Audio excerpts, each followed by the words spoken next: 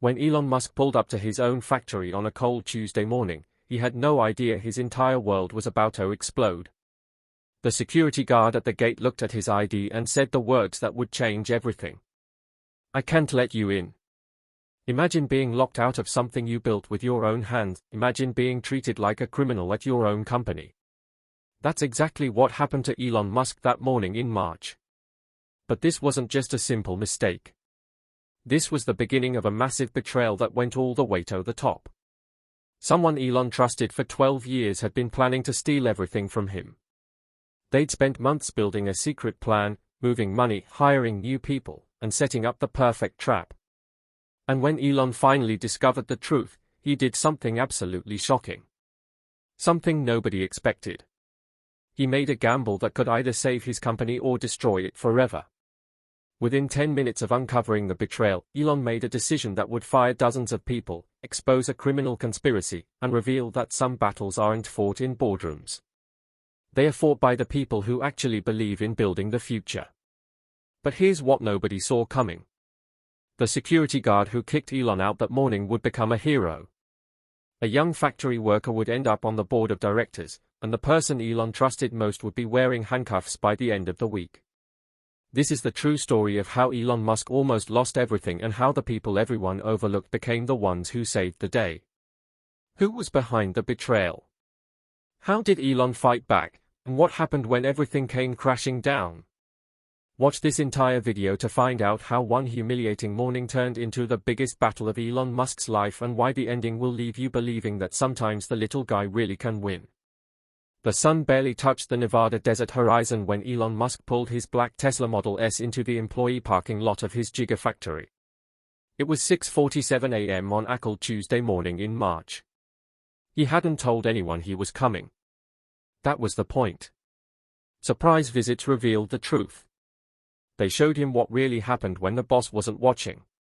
They showed him if people still cared about the mission or if they were just collecting paychecks. Elon grabbed his coffee from the cup holder and stepped out of the car. The factory loomed ahead, massive and humming with early morning energy. Lights blazed in the windows. Somewhere inside, the third shift was finishing their work while the day shift prepared to take over. He de-built this place. Every steel beam, every solar panel on the roof, every workstation inside represented his vision of the future. This wasn't just a factory. It was a statement, a promise that humanity could build things that mattered. His shoes crunched on the gravel as he walked toward the main entrance. A few early workers were gathering near the employee gate, chatting and sipping coffee from thermoses. Some glanced his way, but didn't seem to recognize him in his casual hoodie and jeans. That was fine. He preferred it that way. But when he reached the security checkpoint at the main gate, everything changed. A young guard he'd never seen before stepped out of the booth. The man was built like a linebacker with a sharp crew cut and a name tag that read Kane Williams. His uniform looked brand new, creases still visible in the sleeves. "ID, please," Kane said, his voice flat and professional. Elon reached for his wallet. "Sure thing." He pulled out his driver's license and handed it over. Kane studied it for a long moment, his eyes moving between the photo and Elon's face. Then Kane handed it back. "I can't let you in," he said. Elon blinked. "Excuse me." "No clearance," Kane replied. "You're not on the entry list for today." A laugh escaped Elon's throat before he could stop it. "I'm Elon Musk. I own this factory." Kane's expression didn't change. "Sir, I have strict orders. Nobody enters without prior clearance on the approved list. No exceptions." "This is ridiculous." Elon pulled out his phone. "Look, just call your supervisor. They'll clear this up in 2 seconds. My supervisor gave me very specific instructions, Mr. Musk, or whoever you claim to be." Kane crossed his arms. "No entry without clearance. Those orders came from upper management. I am upper management." Elon's voice rose despite his effort to stay calm. More workers were gathering now, slowing down to watch the confrontation.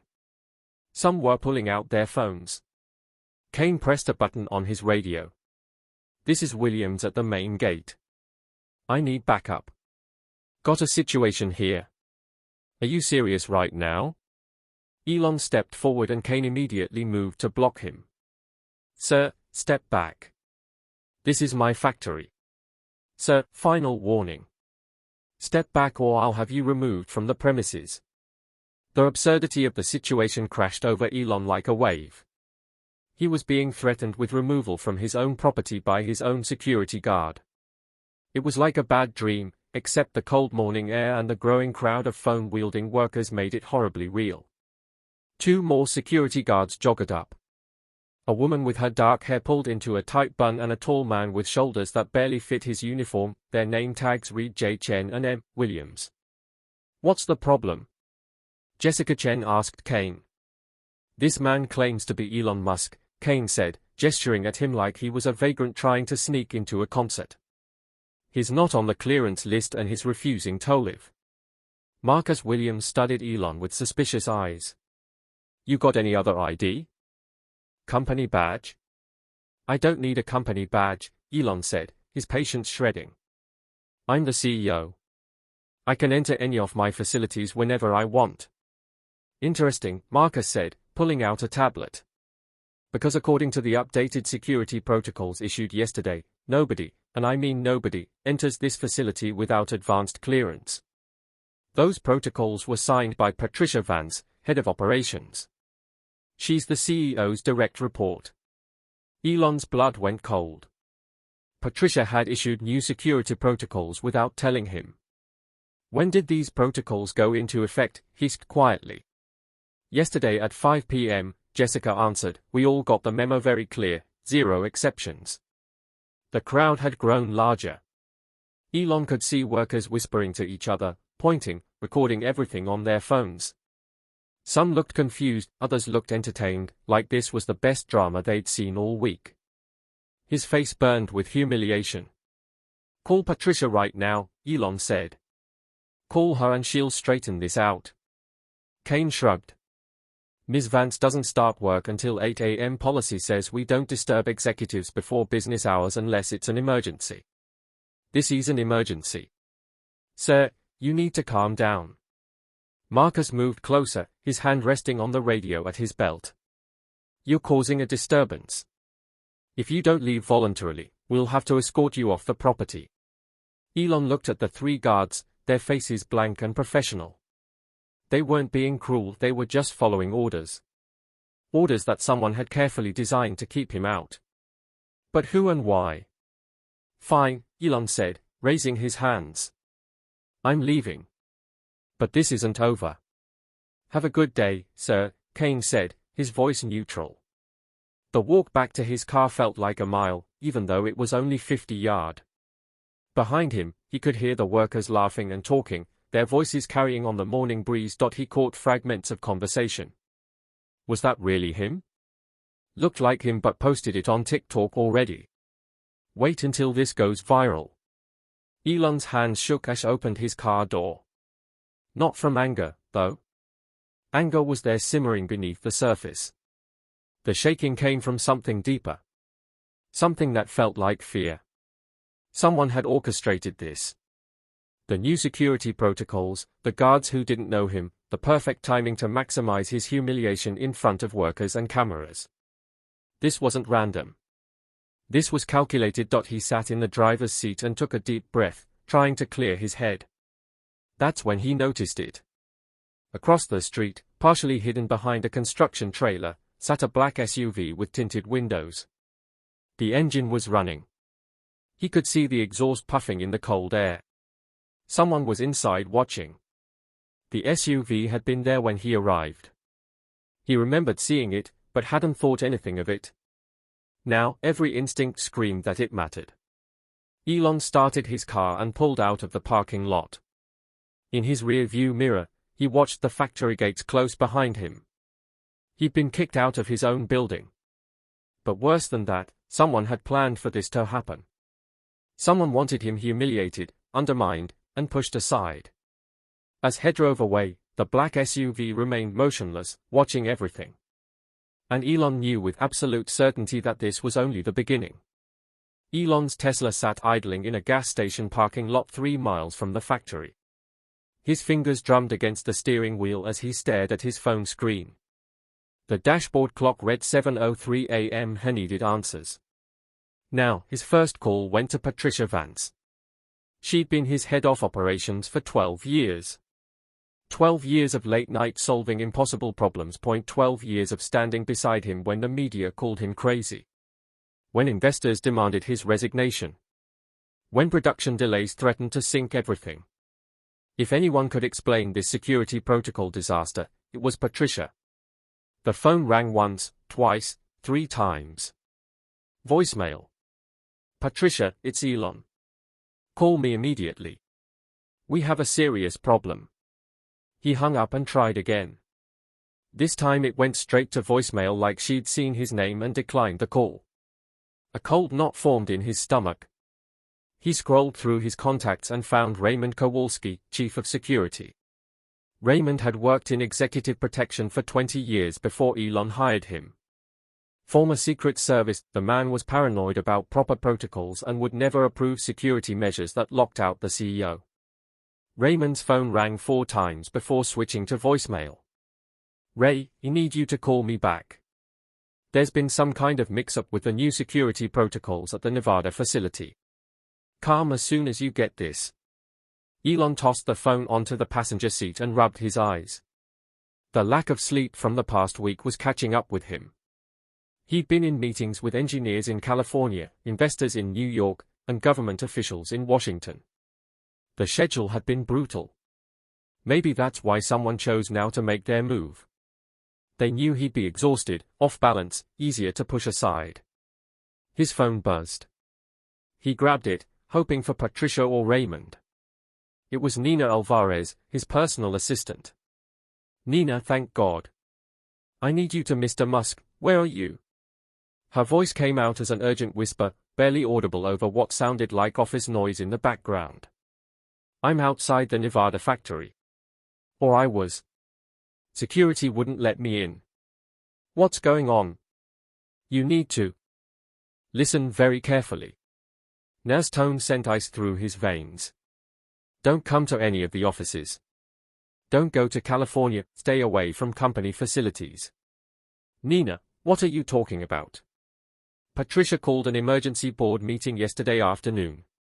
I wasn't supposed to know about it, but I overheard her on the phone with board members. She told them you've been making erratic decisions, that you're putting the company at risk with impulsive choices and ignored safety protocols. Elon's hand tightened on the phone. That's insane. What decisions? She has documentation, Mr. Musk. Emails, memos, reports. I don't know if they are real or fabricated, but she's built a case. She convinced 3 board members to sign a recommendation for your temporary suspension from operational authority. The world seemed to tilt sideways. Elon leaned his head back against the seat, trying to process what he was hearing. Temporary suspension. They can't do that without a full board vote. She's calling for that vote Friday morning. She wanted to move quickly before you could mount a defense. Na paused and he heard a door close on her end. When she spoke again, her voice was clearer but more frightened. Mr. Musk, there's something else. Something I probably should have told you weeks ago. What? Patricia's been having secret meetings for about 3 months now. Always after normal business hours, always at hotels or restaurants, never at company facilities. I found receipts charged to discretionary accounts. She's been meeting someone, but I don't know who. Elon sat up straighter. Why didn't you tell me? He thought maybe it was personal. Maybe she was seeing someone and wanted privacy, but then the meetings became more frequent, twice a week, then 3 times a week. And the locations were always upscale places, the kind where you go for important business, not romance. Doyle have any idea who she was meeting? No names on the receipts, just the charges. But Mr. Musk, the timing matches up perfectly with when things started changing around here.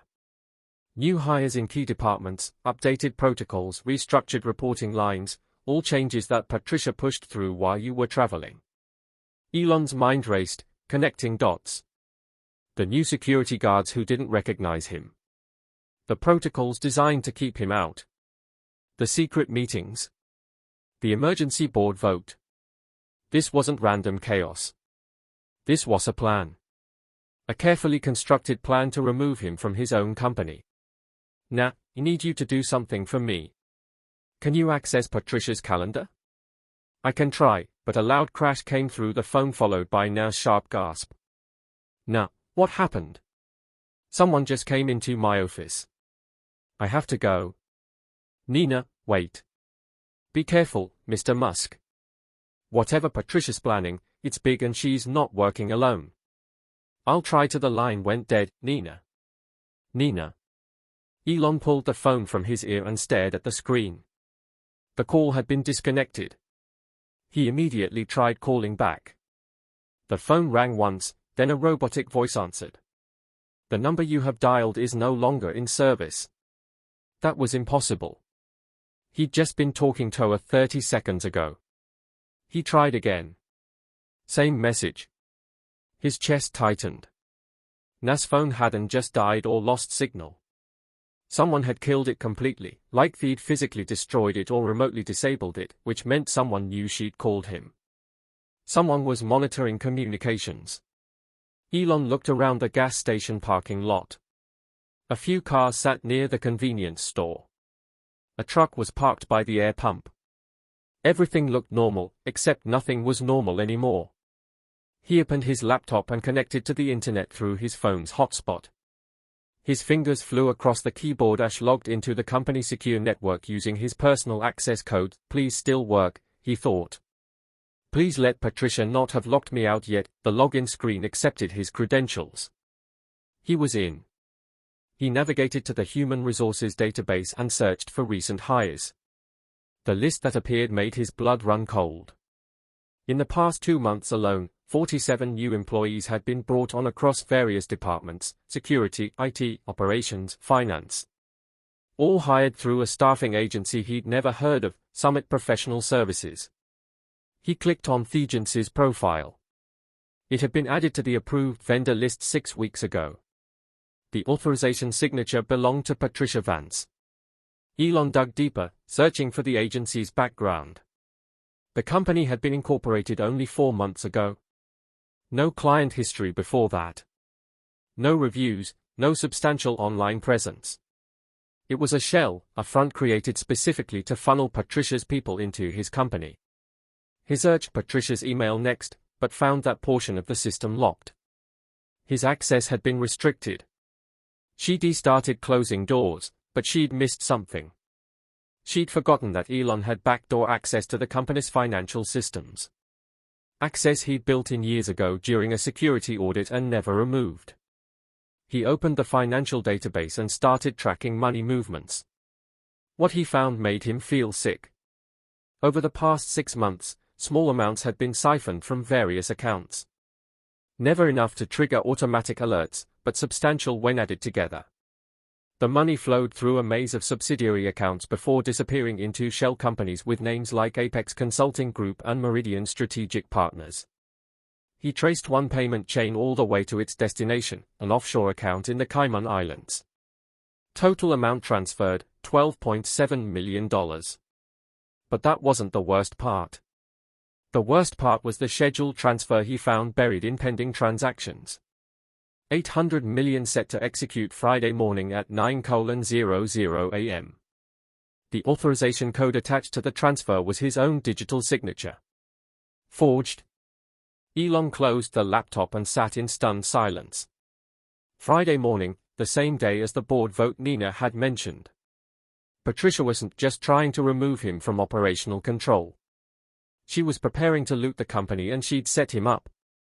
Gotten better at not leaving evidence. Elon searched for the shell companies he'd found in the financial record: Apex Consulting Group, Meridian Strategic Partners. Both had been incorporated in Delaware, the favorite state for anonymous corporate entities. He used a paid search service to dig into the incorporation documents. The registered agent was a law firm in Wilmington. The listed officers were placeholder names, probably lawyers at the firm who signed as a service. Dead end. He tried a different approach. He pulled up the vendor database again and looked at Summit Professional Services, the staffing agency that had provided all the new hires. The agency's listed address was a commercial mailbox service in Las Vegas.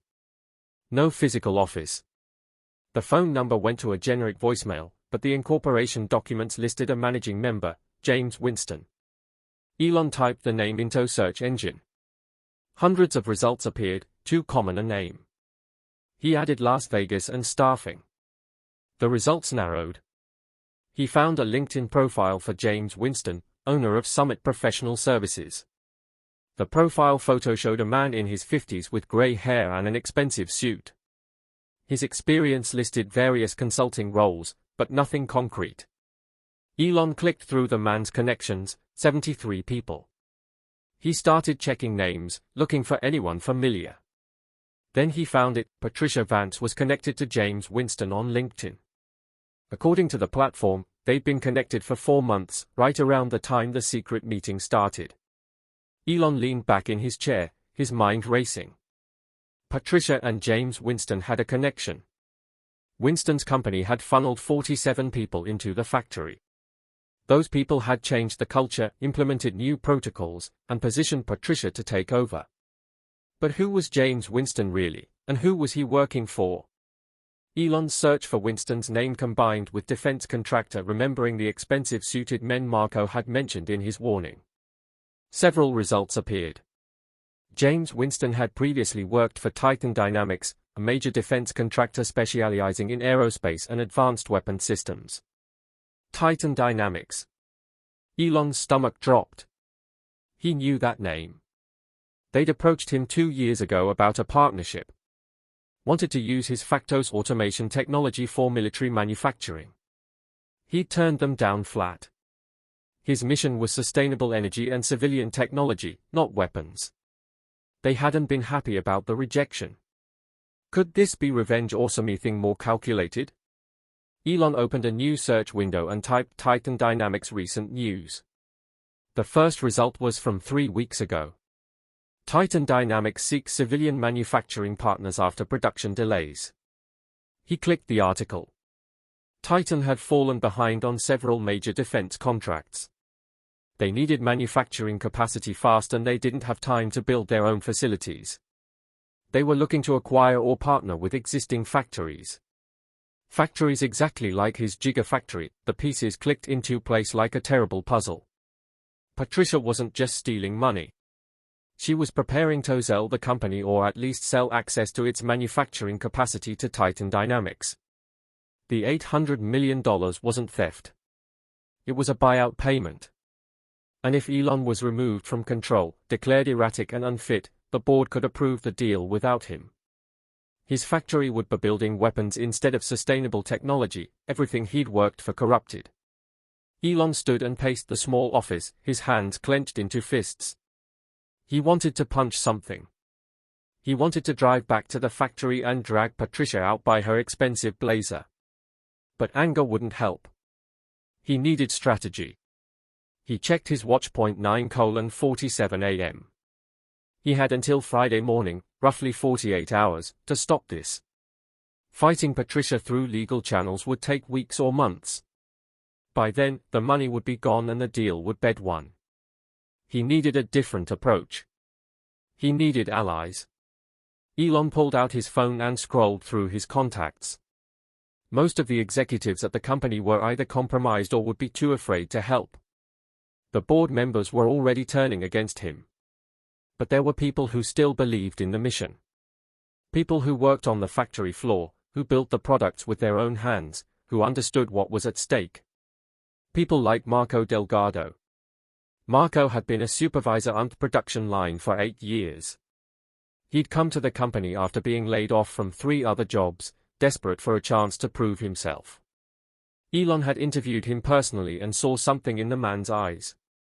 Genuine passion for the work, not just the paycheck. Marco had never let him down. During a critical production deadline 2 years ago, Marco had worked a 36-hour shift to save an entire batch of battery cells from a temperature control failure. He'd probably saved the company $5 million and hadn't asked for anything in return except a chance to keep building. If anyone in that factory remained loyal to the mission over politics, it was Marco. Elon pulled out the burner phone he'd bought at a convenience store during his wandering drive. He'd paid cash. No way to trace it back to him. He dialed Marco's personal cell number, a number he'd memorized years ago during a late-night emergency. 3 rings. 4. Hello. Marco's voice sounded cautious, probably seeing an unknown number. Marco, it's Elon Musk. Don't say my name out loud, just listen. A pause then. Okay. Are you somewhere private? I'm in my car. Lunch break. Good. I need your help. Something very wrong is happening at the factory and I can't trust most of the management. I need eyes and ears on the inside. Marco's voice dropped to a whisper. Mr. M, I heard what happened.